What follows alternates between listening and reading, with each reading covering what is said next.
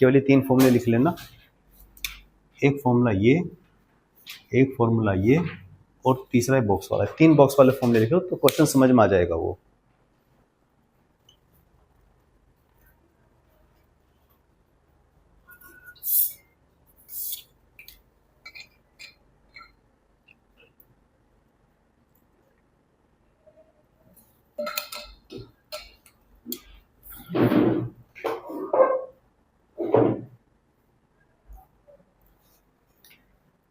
जल्दी से लिख लो फॉर्मूले, मैं क्वेश्चन बता दूंगा, मुझे आगे का पढ़ाना है। ठीक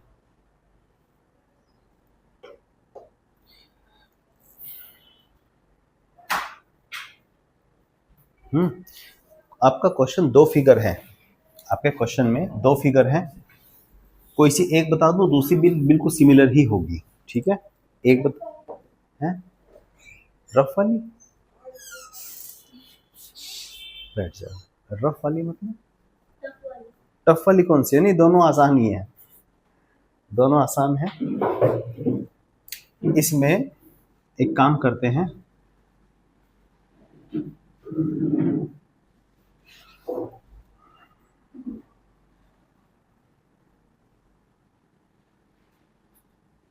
ये ले ले। ठीक है, this is uniformly charged wire, long wire in the shape of like this. अब ये क्या है? यहां से लेके यहां तक ये क्वार्टर है, बोलो। यहां पे हमें इलेक्ट्रिक फील्ड चाहिए। दिस इज चार्ज्ड वायर, यही है ना क्वेश्चन। हमें क्या चाहिए? इलेक्ट्रिक फील्ड यहाँ पे। अब इस पॉइंट पे ना हम इसको 3 हिस्सों में डिवाइड कर लेते हैं। एक इस सेमी इनफाइनाइट वायर के कारण इलेक्ट्रिक फील्ड, एक इस सेमी इनफाइनाइट वायर के कारण इलेक्ट्रिक फील्ड, और तीसरी इसके कारण। ठीक है, पहले तो इस आर्क के कारण ही निकाल लेते हैं। इस आर्क के कारण जो इलेक्ट्रिक फील्ड आएगी वो इस बाइसेक्टर पर आएगी, और कितनी आएगी इलेक्ट्रिक फील्ड? E1 ले लेते हैं। This is 2k lambda by, कुछ गिवन है, रेडियस आर गिवन है, 2k lambda by R sign कितना हो जाएगा इसका बाइसेक्टर। ये एंगल कितने होंगे? 45 डिग्री और 45 डिग्री। साइन 45 कितना होता है? ये आ गई आपकी। ठीक है, ये आ गई आपकी। हाँ, this is 2k lambda by √2 R. मैंने आर रेडियस ले ली, समझ में आ गया। इसका यूनिट वेक्टर किधर है? डायरेक्शन किधर होगी इसकी? ये एक्स एक्सिस है, ये वाई एक्सिस है। 45 डिग्री एंगल पे इसका यूनिट वेक्टर बनेगा I cap plus J cap by √2। तो electric field due to arc E1 कितनी आई है? k lambda by R I cap plus J cap. इसको केवल आर्क के कारण है ये। मुझे लगता है ये समझ में आया यूनिट वेक्टर कैसे लिखा मैंने। ठीक है, अब इस सेमी इनफाइनाइट के कारण, इसको भूल जाओ, इस सेमी इनफाइनाइट के कारण इलेक्ट्रिक फील्ड यहाँ पे किधर होगी? यहाँ पे 2 कंपोनेंट मैंने बताए थे, एक परपेंडिकुलर कंपोनेंट। परपेंडिकुलर कंपोनेंट क्या था? k lambda by R sine θ1 plus sine θ2। अब इस पॉइंट पे देखो, एक थीटा तो क्या हो गया 90 डिग्री, और दूसरा थीटा 0, तो साइन 90 प्लस साइन 0 1। कौन सा है ये? परपेंडिकुलर कंपोनेंट, बोले तो आई कैप की तरफ। This is I cap. इसी परपेंडिकुलर एक है इसका पैरेलल कंपोनेंट। पैरेलल कंपोनेंट का फॉर्मूला क्या था? k lambda by R cos θ2 minus cos θ1। cos θ2 क्या है? 0, cos θ1 क्या है? 90, cos θ2 बोले तो ये 1 आ गया। अब पैरेलल कंपोनेंट, इसके कारण इलेक्ट्रिक फील्ड किधर आएगी? नीचे की तरफ। ये पॉजिटिव है ना, इस पॉइंट पे किधर आएगी? नीचे की तरफ। तो this is minus J cap. तो इस वाले वायर के कारण नेट इलेक्ट्रिक फील्ड का वेक्टर सम कर दो, तो जो नेट इलेक्ट्रिक फील्ड आएगी वो आएगी k lambda by R I cap minus J cap. ये आ गई। Let's say this is E2।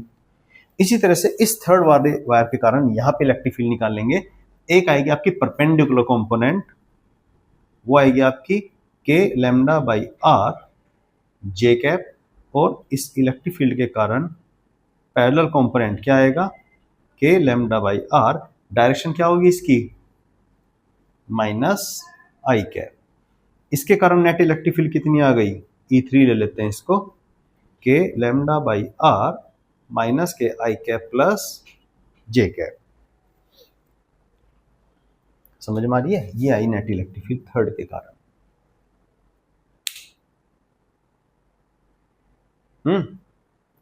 अब आप एक चीज देखो, इसके कारण परपेंडिकुलर कंपोनेंट किधर आएगा? इधर की तरफ। पैरेलल कंपोनेंट नीचे की तरफ, परपेंडिकुलर इधर की तरफ। इसके कारण परपेंडिकुलर ऊपर की तरफ और पैरेलल इधर की तरफ। ये सारे देखो, इनको वैसे भी ऐड करो तो कैंसिल आउट हो जाएंगे। देखो ध्यान से, इसको ऐड करोगे तो कैंसिल आउट हो रहे हैं कि नहीं?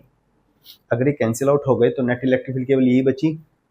इसका मैग्नीट्यूड अगर मैं पूछूं आपसे, कितना आ जाएगा?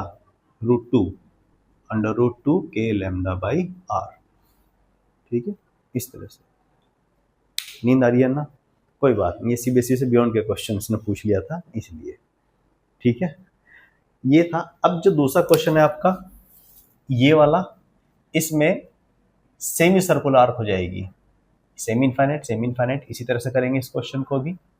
करके देखना, नहीं होगा मैं बता दूंगा। फोटो खींच लो, ठीक है, चाहो तो। चलो हटा दूं मैं इसको, जल्दी खींचो। लास्ट क्लास में क्या किया था हमने? ये, हाँ आप आए थे लास्ट क्लास में ना?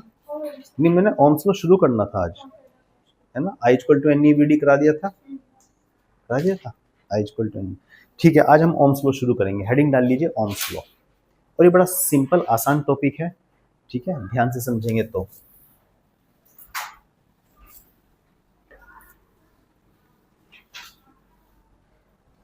पवित्रा, लेकिन फिर भी मैं एक बार, मतलब सजेशन है, पहले बेसिक क्वेश्चन फॉर्मूले पता होने चाहिए। यूज करनी है, सीबीएसई से बियॉन्ड का क्वेश्चन, ऐसे नहीं आते क्वेश्चन। ठीक है, चलिए एनीवे, ओम्स लॉ, यस, ये वही ओम्स लॉ है जो आपने 10th क्लास में पढ़ा था, याद है? क्या होता है ये बताएगी?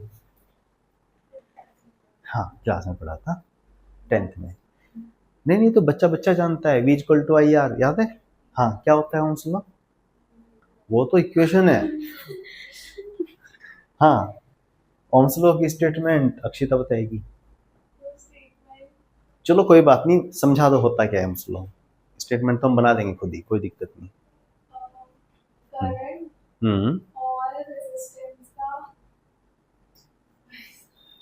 करंट, मैं समझ गया यार, इसको तो आता है। रेसिस्टेंस का रेसिस्टेंस,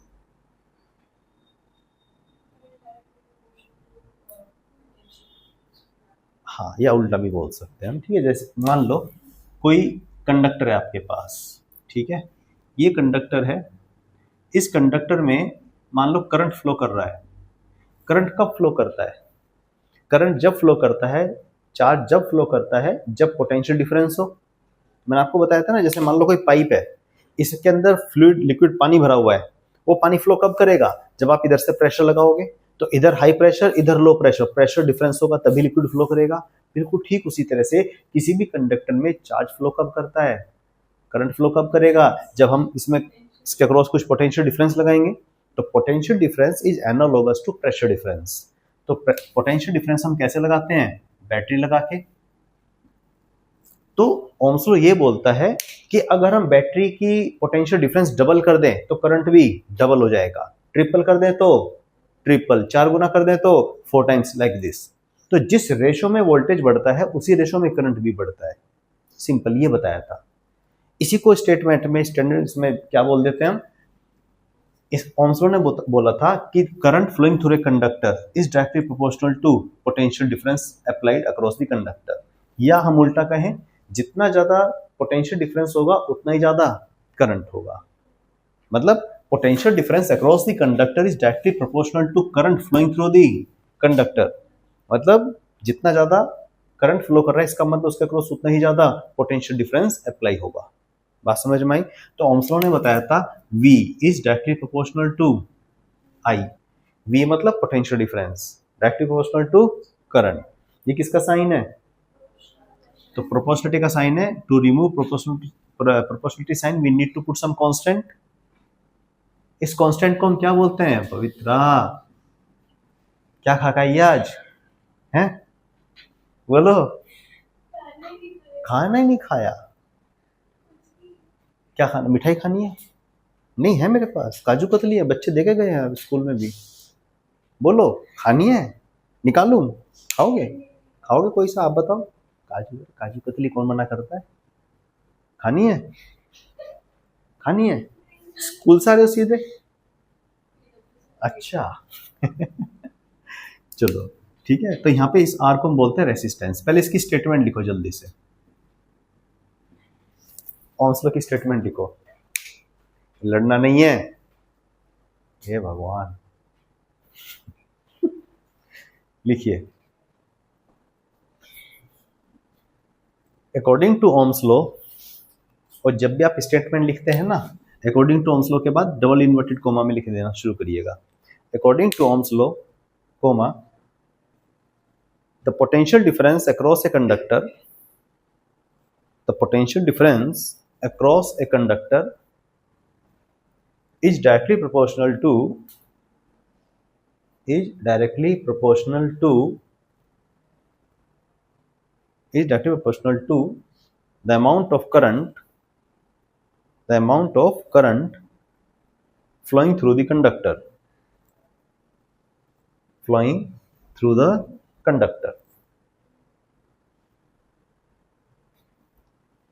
provided that, condition है, provided that temperature remains constant. किसका टेम्परेचर? कंडक्टर का। Provided that temperature remains constant. याद आया? 10th में पढ़ी थी इक्वेशन हमने, है ना? इधर देखिए अब जरा,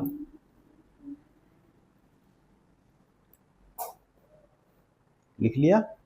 इधर देखो सभी लोग, यहाँ पे R है रेसिस्टेंस। रेसिस्टेंस पे हम करेंगे चर्चा बाद में, लेकिन पहले एक बार हम देख लें इसको, ओम्स लॉ को समझ लें। तो बोलता है V is directly proportional to I, मतलब करंट को डबल कर देंगे तो वोल्टेज भी डबल होगी इसका मतलब। या हम कहें पोटेंशियल डिफरेंस ट्रिपल कर दिया तो करंट भी ट्रिपल हो जाएगा। तो इसका मतलब इनके बीच में जो वेरिएशन है वो लीनियर है।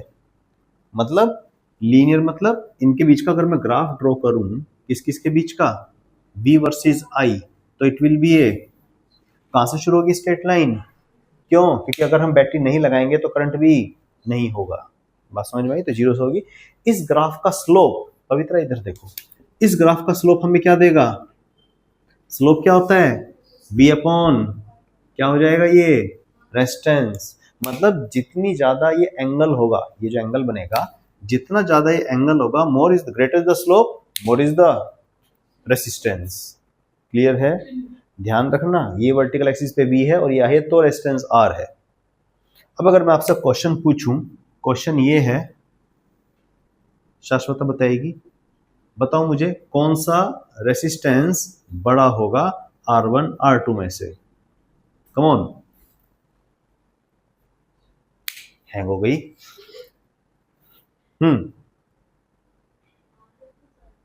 R2 बड़ा होगा, मैंने भी क्या बताया था, greater the slope greater the resistance.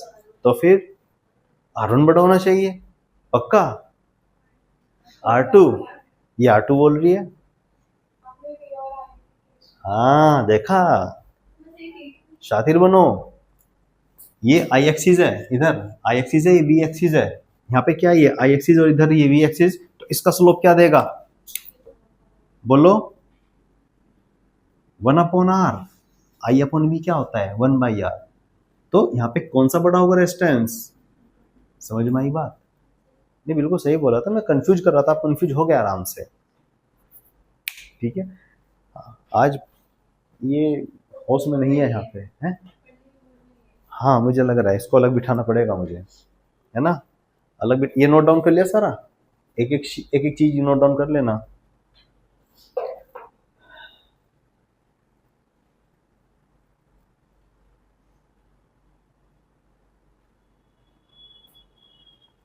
ये जो रेसिस्टेंस है, पहले थोड़ा सा रेसिस्टेंस के बारे में डिस्कस कर लें। ये रेसिस्टेंस क्या चीज है? कौन बताएगा? रेसिस्टेंस क्या चीज है? हाँ बिल्कुल बिल्कुल सही बोला है इसने। बेसिकली रेसिस्टेंस क्या होता है? ये प्रॉपर्टी है, जिस प्रॉपर्टी की वजह से कोई भी मेटल जिसे करंट फ्लो कर रहा है, वो मेटल चाहता है कि वो करंट कम से कम फ्लो हो, मतलब करंट के फ्लो को रोकने वाली प्रॉपर्टी को हम क्या बोलते हैं? रेसिस्टेंस। तो resistance is the property of a conductor by virtue of which the conductor resist the flow of current. Clear है? तो लिखिए पहले हेडिंग डालो छोटी सी, रेसिस्टेंस, खुद बनाओ, ठीक है। Resistance, the property of the property of material due to which the property of material due to which the material resists the flow of current, the material resists the flow of current।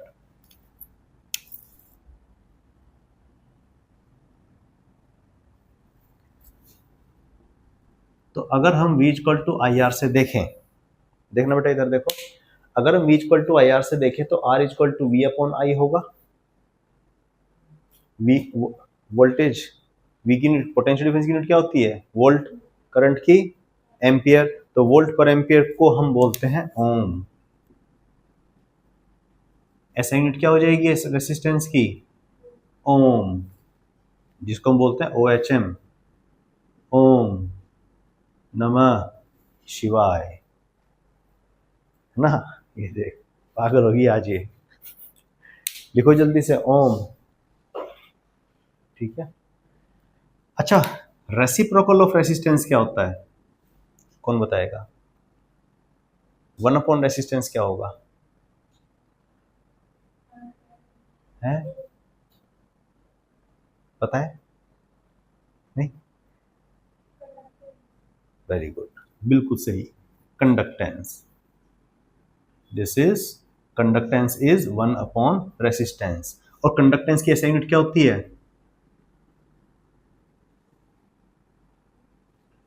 1 upon ओम। इसको उल्टा कर दो, ohm inverse ये होता है, इसको उल्टा करो MHO, क्या हो जाएगा? मोह। लिखो जल्दी से, कंडक्टेंस है ये। हाँ सच में ही ऐसे लिखते हैं इसको। ये जो है ना, इसको, ये जो ओम है इसका इनवर्स लगा दोगे तो 1 अपॉन ओम इज मोह, ऐसे बोल लिखते हैं इसको। लिखो जल्दी से, दिस इज कंडक्टेंस। इसको यकीन ही नहीं हो रहा।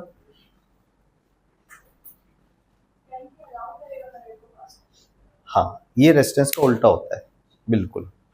जैसे रेसिस्टिविटी कंडक्टिविटी पढ़ेंगे हम अभी, तो रेसिस्टिविटी का रेसिप्रोकल कंडक्टिविटी होता है, रेसिस्टेंस का रेसिप्रोकल कंडक्टेंस होता है। इसकी यूनिट ओम इनवर्स, जिसको हम मोह बोलते हैं, ठीक है। एक चीज देखो इधर, इधर देखिए, इधर देखो शाश्वता, अगर मैं वोल्टेज डबल कर दूं तो रेसिस्टेंस, वोल्टेज डबल करने पे रेजिस्टेंस डबल होना चाहिए, लेकिन नहीं होता है, क्योंकि वोल्टेज डबल करने पे करंट भी डबल हो जाता है। 2 से 2 cancel, resistance do not depends on voltage. ये आप याद करो, कैपेसिटेंस में मैंने पढ़ाया नहीं था, C equal to Q by V, याद है? तो अगर मैं चार्ज डबल कर दूंगा तो वोल्टेज भी डबल हो जाता था, उसका पोटेंशियल भी डबल होता था। तो capacitance do not depends on charge and potential of the conductor, वो उसकी शेप पे, टाइम, उसके सिमेट्री, उस पे ज्योमेट्री पे, उस पे डिपेंड करता था। बिल्कुल इसी तरह से रेसिस्टेंस भी वोल्टेज और करंट पे डिपेंड। ये हर कंडक्टर की प्रॉपर्टी होती है, उसका शेप कैसी है, उसकी साइज कैसा है, उसकी लेंथ कितनी है, वो सब पढ़ेंगे हम, किन किन फैक्टर पे डिपेंड करता है। लेकिन रेसिस्टेंस डू नॉट, स्टार बना के लिख लो इस पॉइंट को, resistance do not depends on, resistance do not depends on, किस किस पे डिपेंड नहीं करता? Voltage and current, voltage and current.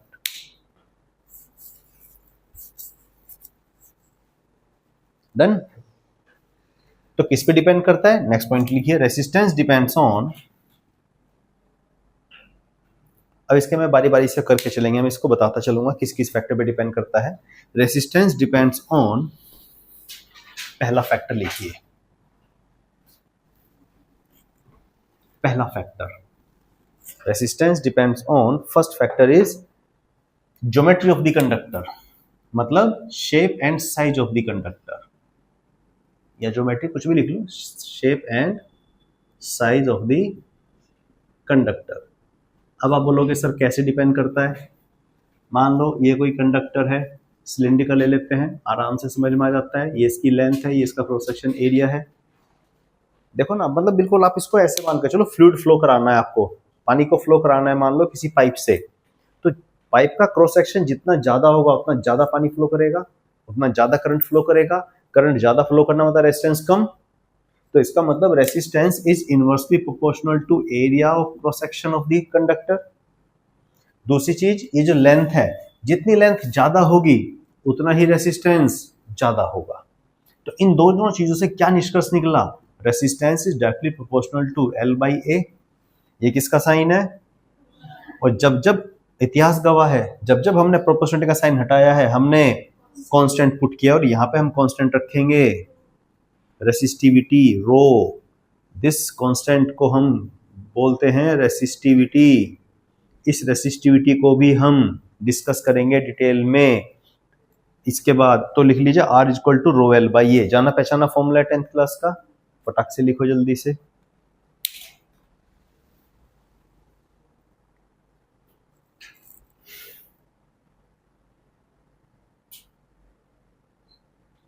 थोड़ा सा पहले इसी को डिटेल में पढ़ा दूं, है ना।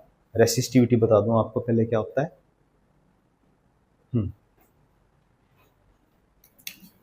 रेसिस्टिविटी,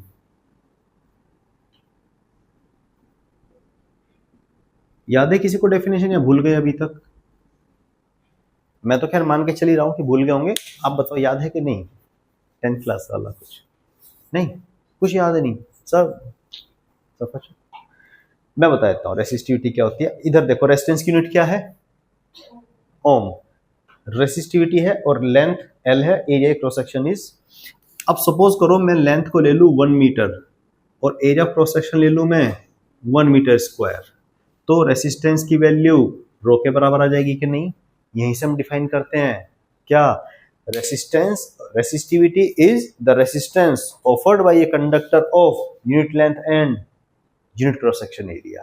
इसकी डेफिनेशन है। बच्चे क्या करते हैं, R equal to rho L by A where proportionality constant is called resistivity ना।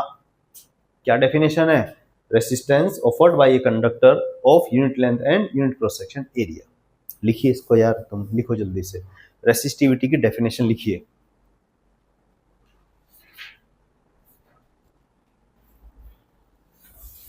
बोलो,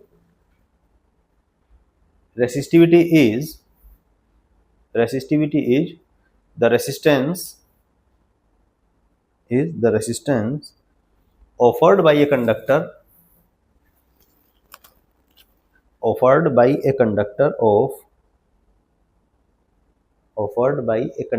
of unit length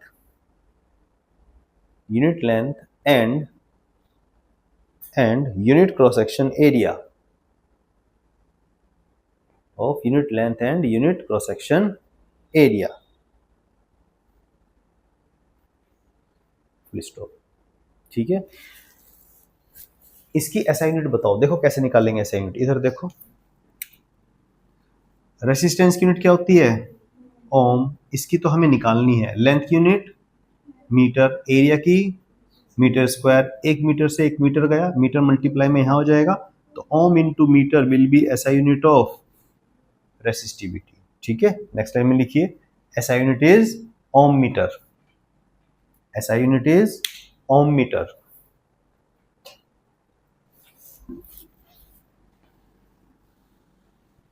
लिख ली, SI unit is ohm metre. Next line लिखिए, resistivity do not depends on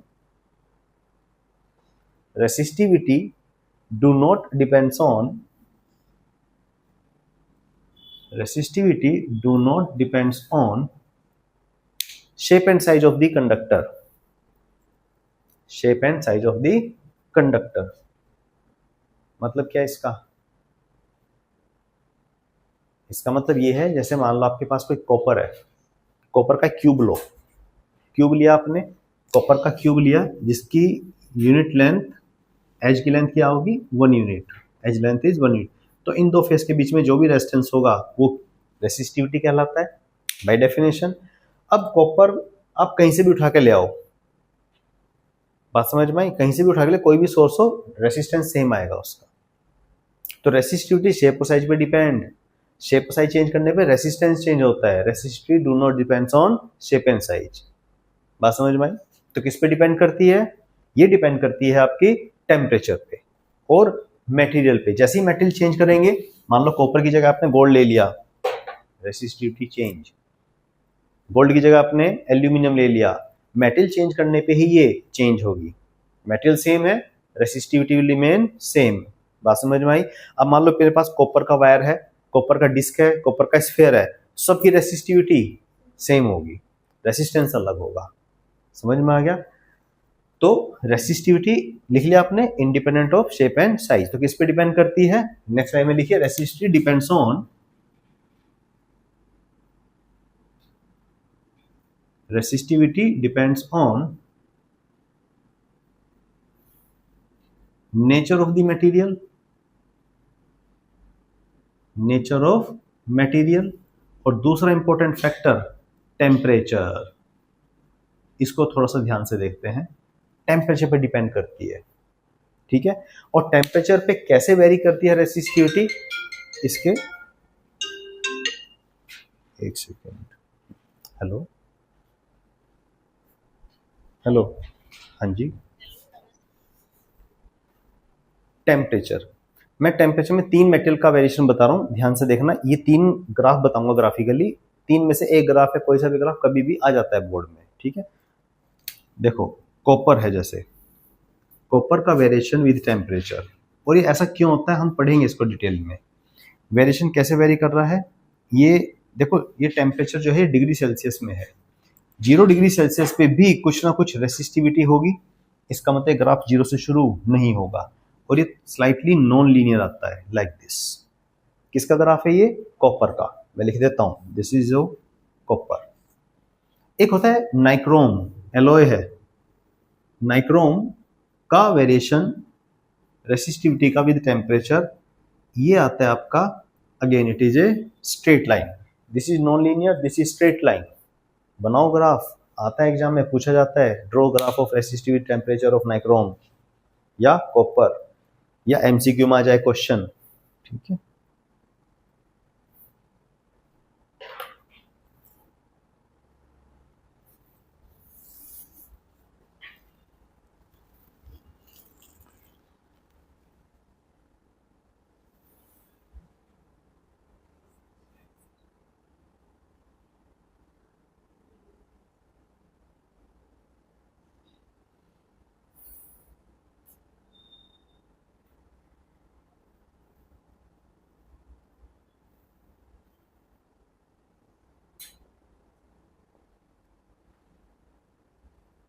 हो गया, ठीक है। एक और देखो, यहाँ पे हो क्या रहा है, टेम्परेचर बढ़ा रहे हैं तो रेसिस्टिविटी बढ़ रही है, ठीक है। ये ऐसा वेरिएशन क्यों हुआ, थोड़ा सा हम आगे चल के पढ़ेंगे, लेकिन फिलहाल ग्राफ बना के छोड़ दो। एक तीसरा ग्राफ और है, वो है सेमीकंडक्टर का, जैसे सिलिकॉन और जर्मेनियम। सेमीकंडक्टर में आता है आपके सिलिकॉन या फिर जर्मेनियम। इसका जो ग्राफ है वो ऐसा है, मतलब on increasing temperature resistivity decreases. Semiconductor में ऐसा होता है कि टेम्परेचर बढ़ाएंगे तो रेसिस्टिविटी कम होगी, ठीक है।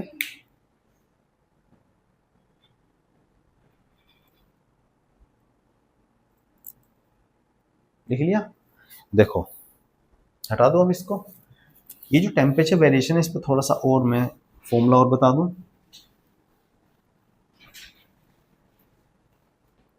क्योंकि भी रेसिस्टिविटी चल ही रहा है। तो basically resistivity rho is equal to rho naught 1 plus alpha delta T is T minus T naught. इसी तरह से रेसिस्टेंस भी टेम्परेचर का यही फंक्शन बनता है, 1 plus alpha delta T is T minus T not. यहाँ पे आर नॉट क्या है? Resistance at T not. Alpha होता है टेम्परेचर कोफिशिएंट, टेम्परेचर ये गिवन होता है क्वेश्चन में जनरली, टेम्परेचर कोफिशिएंट। जब क्वेश्चन करेंगे मैं तब बता दूंगा। इसकी जो यूनिट होती है वो डिग्री सेल्सियस इनवर्स या फिर केल्विन इनवर्स होती है, ठीक है, अल्फा की। ये होता है variation of resistance with temperature. इसमें तो ये किसका है, नाइक्रोम टाइप का, जो ये तो लीनियर ही आएगा आपका। ठीक,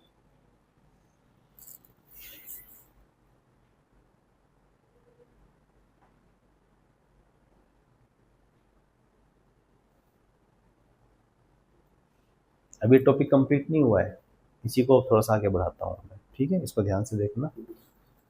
अभी 10th क्लास वाले ओम्स लॉ चल रहा है, कुछ अलग से नहीं बताया मैंने, बस ये फंक्शनल ग्राफ एक दो एक्स्ट्रा चीज बताई है।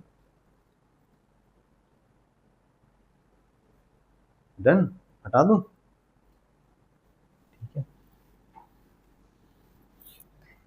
देखो मैंने क्या फॉर्मूला बताया आपको, R equal to rho L by ए,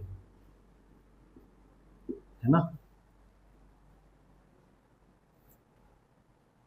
मान लो ये कोई कंडक्टर है, ध्यान देना भाई, ये कोई कंडक्टर है, इस कंडक्टर की लेंथ है, मान लेते हैं L1, क्रॉस सेक्शन एरिया है A1, लेंथ है L1, cross section area A1, resistivity rho है, मान लेते हैं कॉपर का बना हुआ है, रेसिस्टेंस है R1, तो R1 क्या होगा, रो L1 बाई A1। अब आपने क्या किया, इस सिलेंडर को, इस कंडक्टर को स्ट्रेच करके, जब आप स्ट्रेच करोगे, लेंथ बढ़ाओगे, तो क्रॉस सेक्शन एरिया कम हो जाएगा, लेकिन मास तो सेम रहेगा। डेंसिटी अगर हम मान ले सेम है, तो वॉल्यूम सेम रहेगा, है ना। ऐसे क्वेश्चन किए होंगे आपने 10th क्लास में, कि किसी को हमने स्फीयर को मेल्ट करके उसकी रोड बना दी, आप क्या चीज कंजर्व करते थे उसमें, आपने मान लो कोई स्फीयर है, स्फीयर को मेल्ट करके सिलेंडर बना दिया, क्या चीज कंजर्व करते थे, वॉल्यूम। मास से वॉल्यूम कंजर्व होगा, तो वॉल्यूम सेम रहता है। तो अब आपने क्या किया, इसको स्ट्रेच किया,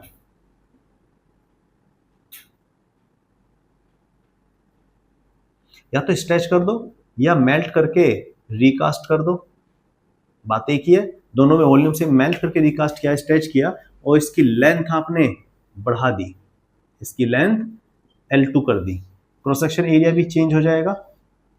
लेकिन क्या मटेरियल चेंज हुआ क्या, जब मटेरियल चेंज नहीं हुआ तो रेसिस्टिविटी भी सेम रहेगी, लेकिन रेसिस्टेंस चेंज हो जाएगा क्योंकि डायमेंशन चेंज हो गई। अब हमें R1 R2 में रिलेशन चाहिए, R2 की वैल्यू बताओ कितनी होगी, रो L2 बाई A2, बोलो समझ में आया क्या। ठीक है, अब इन दोनों को अगर मैं, अच्छा इन दोनों का वॉल्यूम सेम है, इसका वॉल्यूम कितना है? इस सिलेंडर का वॉल्यूम कितना है, pi R square H, pi R square बोले तो एरिया ऑफ क्रॉस सेक्शन, तो A1 L1 बोल सकता हूं मैं इसका वॉल्यूम। तो इसका वॉल्यूम और उसका वॉल्यूम इक्वल होगा, अरे बोलो, ये वॉल्यूम इक्वल है। ठीक है, तो यहां से मैं बोल सकता हूं A1 upon A2 equal to L2 by L1, बोलो समझ में आया क्या, क्लियर है। इसको भी यहीं छोड़ देते हैं, ठीक है, इसको भी यहीं छोड़ देते हैं। अब मैं R1 अपॉन R या R2 बाई R1 कर दूं, R2 बाई R1, बोलो R2 की वैल्यू क्या थी, रो L2 बाई A2, R1 की value row L1 by A1, रो से रो कैंसिल, क्या आएगा, A1 L2 अपॉन में A2 L1, देखना सही किया क्या मैंने, रो से रो कैंसिल, ये इधर मल्टीप्लाई और ये इधर, सही किया है क्या, सही किया है। अब मुझे बताओ A1 अपॉन A2 को क्या लिख दूं मैं, तो यहां पे क्या आ जाएगा, L2 बाई L1 का स्क्वायर, बात समझ में आई।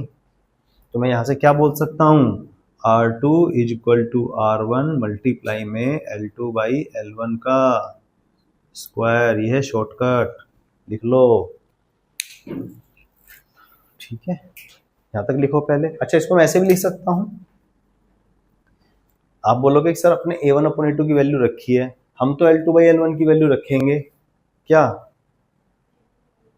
A1 बाई A2 का स्क्वायर, तो that is also equals to A1 upon A2 का स्क्वायर।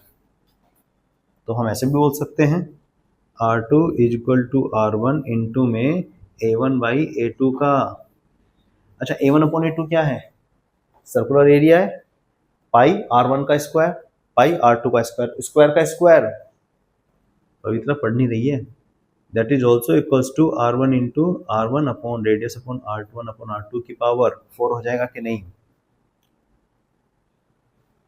है ना। लिखो इसको जल्दी से।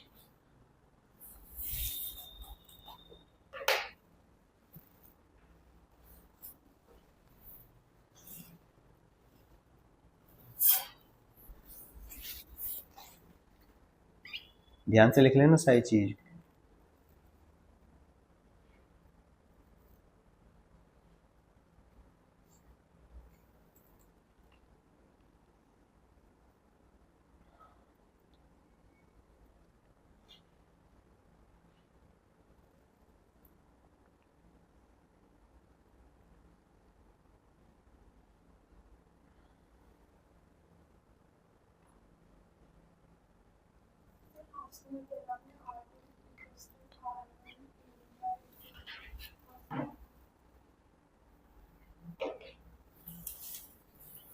कहाँ पे?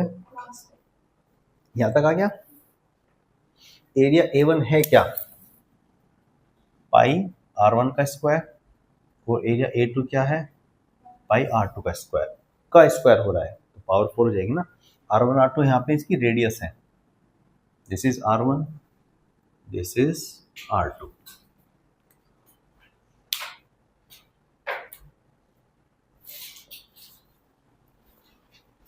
रब कर दूं?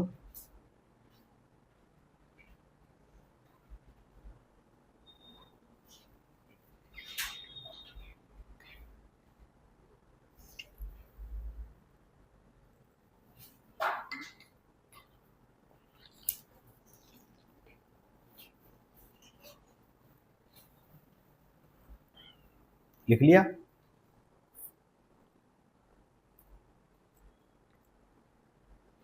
गलत मत उतार लेना, सही लिखना है।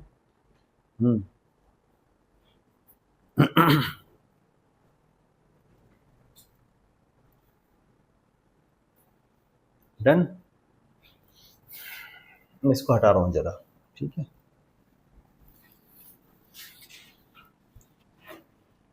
लेकिन ये सारे फॉर्मूले जो हमने लिखे हैं ना, ये कब वैलिड हैं? जब आपने वॉल्यूम सेम रखा है, मतलब उसको स्ट्रेच करके ऐसा बनाया है या मेल्ट करके रिकास्ट किया है। जब जब वॉल्यूम सेम होगा तब तब ये फॉर्मूले एप्लीकेबल होंगे। अगर आपने वायर में अलग से अटैच कर दिया, मटेरियल बना के उसकी लेंथ बढ़ाई है without changing cross section, material लगाया, उसमें मास बढ़ाया है, उसमें वॉल्यूम बढ़ाया है, तो ये फॉर्मूले नहीं लगेंगे। तो बिल्कुल बेसिक सिंपल क्वेश्चन, ठीक है, ऐसा आते नहीं है। समझ में आ गया? तो अब यहाँ पे देखो जरा, ये जो फॉर्मूला बना है इस फॉर्मूले को देखो। R2 equal to R1 into में L2/L1 का स्क्वायर। अगर मैं बोलता हूं कि जो फाइनल लेंथ है वो इनिशियल की डबल कर दी मैंने, L2 को ट्वाइस कर दिया, लेंथ डबल कर दी, तो resistance very good 4 times R1। तो लेंथ डबल करने पे रेजिस्टेंस 4 टाइम्स हो रहा है, और बढ़ा दो, ट्रिपल कर दो, 9 टाइम्स। 3 का स्क्वायर क्या होता है? 9। 4 टाइम्स बढ़ा दूंगा लेंथ, 16 टाइम्स। बात समझ में आई? इस तरह से क्लियर है? ठीक है। इसी तरह से यहाँ पे एरिया का भी है। एरिया में उल्टा, ये L2/L1 है, ये A1/A2 है। मतलब लेंथ बढ़ाने पे अगर एरिया कम हो रहा है, एरिया कम हो रहा है मतलब रेजिस्टेंस बढ़ रहा है, या हम लेंथ बढ़ा रहे हैं तो रेजिस्टेंस भी बढ़ रहा है। समझ में आ गई बात? क्लियर है? तो इसमें बेस्ट क्वेश्चन कभी कभी आ जाते हैं, ठीक है। क्वेश्चन उसमें असाइनमेंट में गिवन होंगे, उसमें से कर लेना। थोड़ा सा आगे बढ़े अब। ये एग्जांपल लिया है मैंने, ठीक है, ठीक है। ये एग्जांपल लिया है कि लेंथ डबल कर देंगे तो रेजिस्टेंस 4 टाइम्स हो रहा है, लेंथ ट्रिपल कर देंगे तो हाँ रेसिस्टेंस विल बी 9 टाइम्स, है ना। इस तरह से चलते हैं। हटा दो इसको।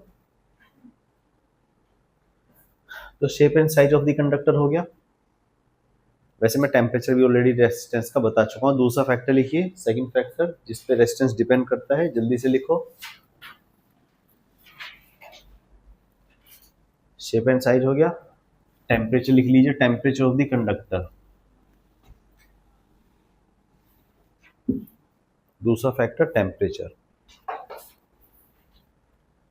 टेम्परेचर का वैसे मैं रेसिस्टिविटी और रेसिस्टेंस का बता चुका हूँ, ठीक है, कि टेम्परेचर बढ़ाएंगे तो रेसिस्टेंस बढ़ता है। ठीक, अब जल्दी से देखो, 3 मिनट में हो जाएगा वैसे। ये जो ओम्स लॉ है, ओम्स लॉ की लिमिटेशंस हैं कुछ, ये हर जगह वैलिड नहीं होता है। ओम्स लॉ सिंपल सी लैंग्वेज में अगर देखें तो ओम्स लॉ ने बताया क्या था, ओम्स ने ये बताया था कि अगर हम बैटरी डबल कर दें तो करंट भी डबल हो जाएगा, बैटरी ट्रिपल कर देंगे तो करंट भी ट्रिपल हो जाएगा, मतलब लीनियर वेरिएशन था। बात समझ में? तो कई जगह ऐसी भी है जहां पे ओम्स लॉ वैलिड नहीं होता। उस कंडक्टर, उसने ओम्स लॉ ने क्या बताया, मान लो एक कंडक्टर लिया आपने, आपने ये कंडक्टर लिया, इसके अक्रॉस बैटरी लगा दी, बैटरी लगा दी तो करंट इसमें इधर से इधर फ्लो करेगा, जैसी बात है।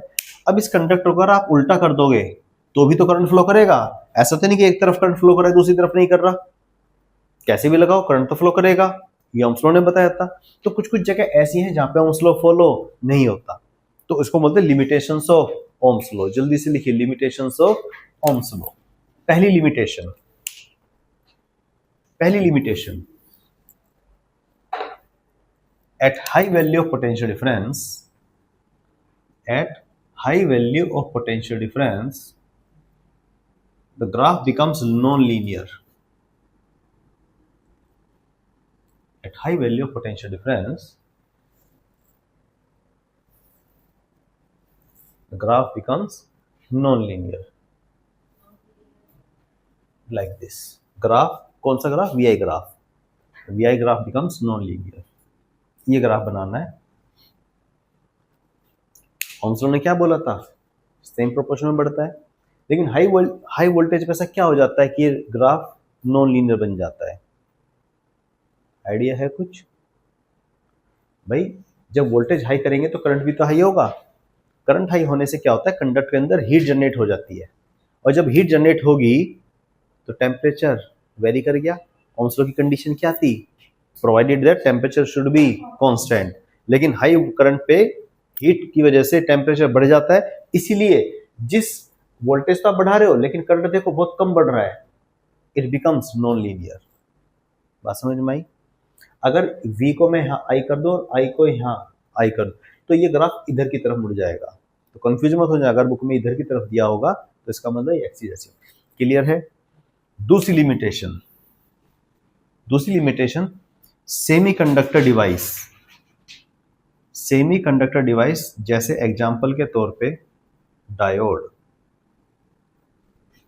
ये जो डायोड है, सिंबल ये होता है इसका, इसमें ओम्स लॉ फॉलो नहीं होता, इसमें ओम्स लॉ फॉलो नहीं होता। अगर मैं इसका VI ग्राफ ड्रॉ करूं ना आपको, देखो जरा VI ग्राफ देखो, ये I एक्सिस है और ये V एक्सिस है, तो इसका जो IV ग्राफ होगा वो ये है। ये बताओ कहीं दिख रहा है इसमें दूर दूर तक लीनियरिटी? ओम्स लॉ की धज्जियां उड़ी हुई है इसमें। इसमें देखो इसका खास बात क्या है, ये जो डायोड है इसमें डिपेंड करता है बैटरी कैसे लगाई है। अगर आप इसमें बैटरी ऐसे लगाओगे, ये पॉजिटिव नेगेटिव इस वाली साइड पे लगाओगे तो करंट होगा इसमें, तो ये वाली है। लेकिन अगर इसी डायोड में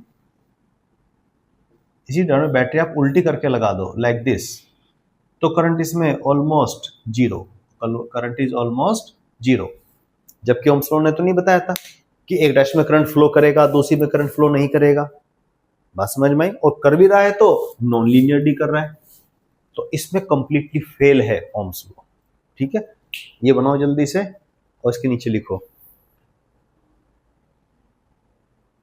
क्या बोलो।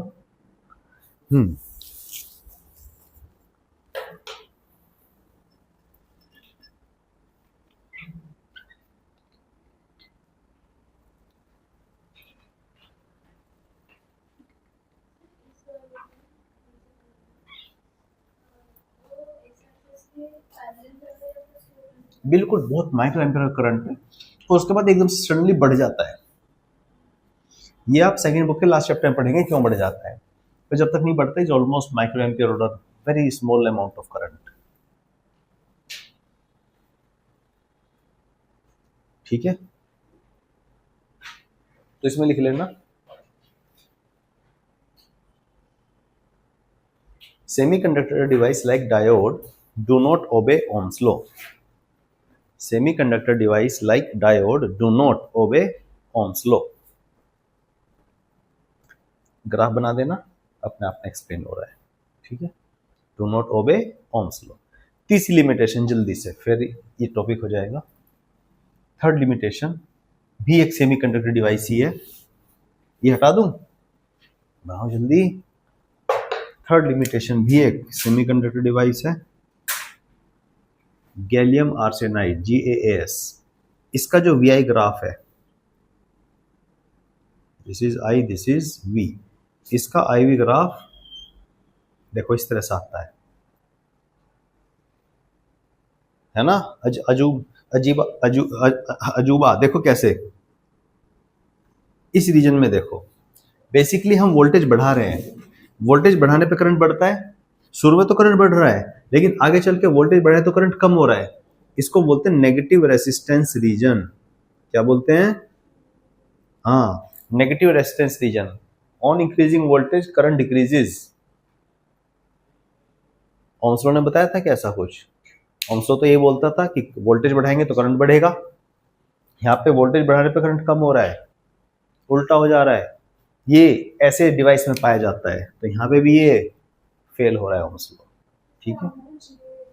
गैलियम आर्सेनाइड नाम है इसका, कंपाउंड सेमीकंडक्टर है ये, गैलियम आर्सेनाइड। एक बार बोर्ड में आया था क्वेश्चन, ये ग्राफ दे दिया और आपसे पूछा गया था, इसमें नाम दे दिए थे, let's say O, A, B, C like this, which region indicate negative resistance region. तो आपको ये A to B वाला रीजन बताना था, नेगेटिव रेसिस्टेंस है।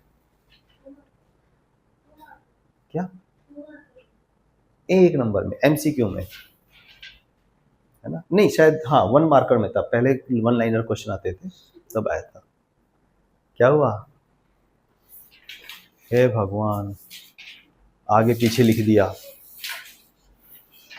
कोई नहीं, पेज बच गए। ठीक है, यहां तक क्लियर है। इससे आगे का कंटिन्यू, आज हमारा ओम्स लॉ का आधा पार्ट हुआ है, थोड़ा सा पार्ट बचा है, vector form of Ohm's law, वो हम बाद में कराएंगे अगली क्लास में, ठीक है। चलिए।